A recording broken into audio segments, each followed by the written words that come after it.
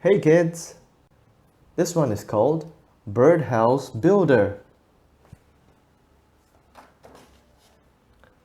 Libby Wimbley, Birdhouse Builder. Chapter 1. A Snow Day. Libby Wimbley hopped out of bed. She tugged on her favorite sweater. Then she ran downstairs, where Mom and Dad sat by the fireplace. "I'm late for school!" Libby cried. Mom smiled. "It's okay. There's no school today, Libby." Dad smiled too.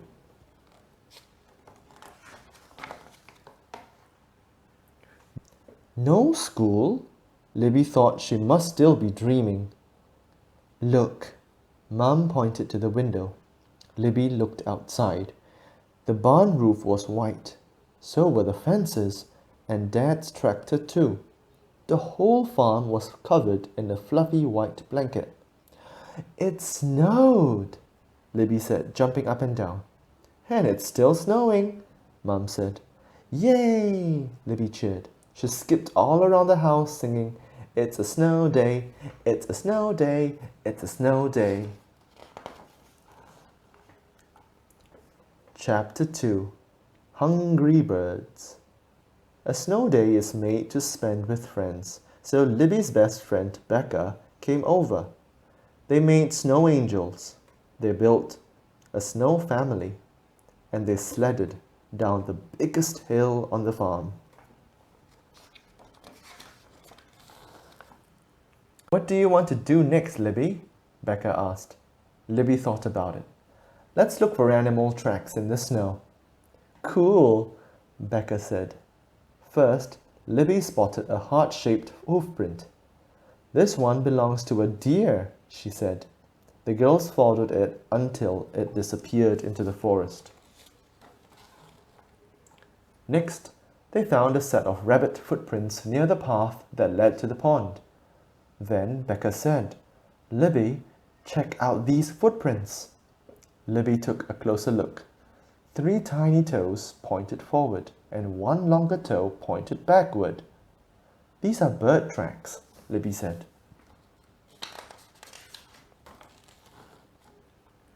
The girls followed the bird tracks to the tall oak tree in the backyard. There were redbirds, there were bluebirds, and there were plump gray snowbirds flitting around the tree's bare branches. "The birds are hungry," Libby said. "They can't find worms and bugs beneath all of the snow." "That's sad," Becca said. Libby nodded. "I know. Let's go inside and find some snacks for them." "And snacks for us too," Becca said. "Of course," Libby smiled. Chapter 3. A Great Idea. Libby and Becca went inside. Mum had snacks waiting. There was buttery popcorn and oatmeal raisin cookies. "Hot chocolate too," Libby said. Mum handed Libby and Becca a mug. "This will warm you girls up." "Thank you," they said.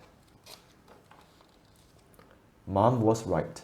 The hot drink did make Libby feel warm. But Libby still thought about the birds outside.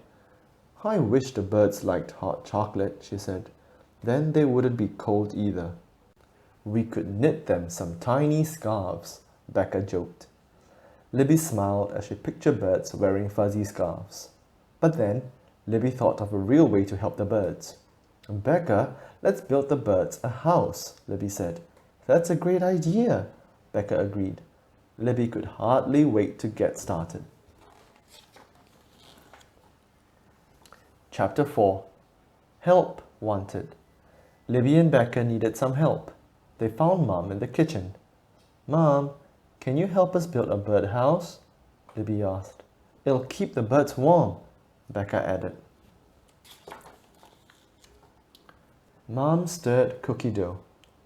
"I'm sorry, girls, I still have more cookies to bake." "That's okay, Mom," Libby said. She and Becca slipped back into their coats. Then they headed to the barn. "Dad, can you help us build a birdhouse?" Libby asked. "I wish I could," Dad said, "but I'm helping your brother." Stuart and I are making a target for a snowball toss game. It's gonna be awesome, Stuart said. Want to play? That did sound fun. Maybe later, Libby said. She and Becca had a birdhouse to make. Libby was pretty sure they could build one on their own. We'll need wood, Libby said. Don't forget glue, Becca added. The girls gathered the supplies. Then they set to work. Before long, the birdhouse was finished, but it wasn't very sturdy. Libby eyed the lopsided birdhouse. No bird would want to live here, she said sadly. Chapter 5. Welcome, birds. At least we tried, Libby, Becca said. Libby knew Becca was right, but she still hoped they could find a way to keep the birds warm. Then Libby thought of something else. What about a tree house? Building a tree house sounds even harder, Becca said. Right, but I know where there's one already made, Libby smiled. Follow me. Soon, Becca said, there are those deer tracks again. And, Libby pointed to a small evergreen lying on the ground, there's the tree house.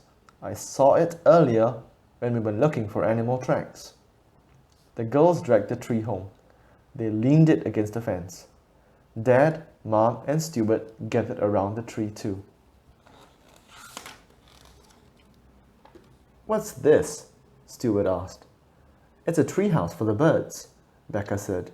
They can roost inside the branches to keep warm, Libby added. We'll hang snacks on there for them too. Can we help? Stuart asked. Sure, Libby said. Mom brought out popcorn and bits of oatmeal raisin cookies. Libby and Becca dabbed peanut butter on pine cones. Dad and Stuart tied the tree to the fence so it wouldn't topple over. Wait, Libby said, running into the barn. She came back with a board from the lopsided birdhouse they had built earlier. On it, she had written, Welcome, birds. That's so cute, Becca said. Thanks, Libby smiled. Now the birds really did have a perfect winter treehouse. The end. Libby Wimbley, Birdhouse Builder. Bye-bye, kids.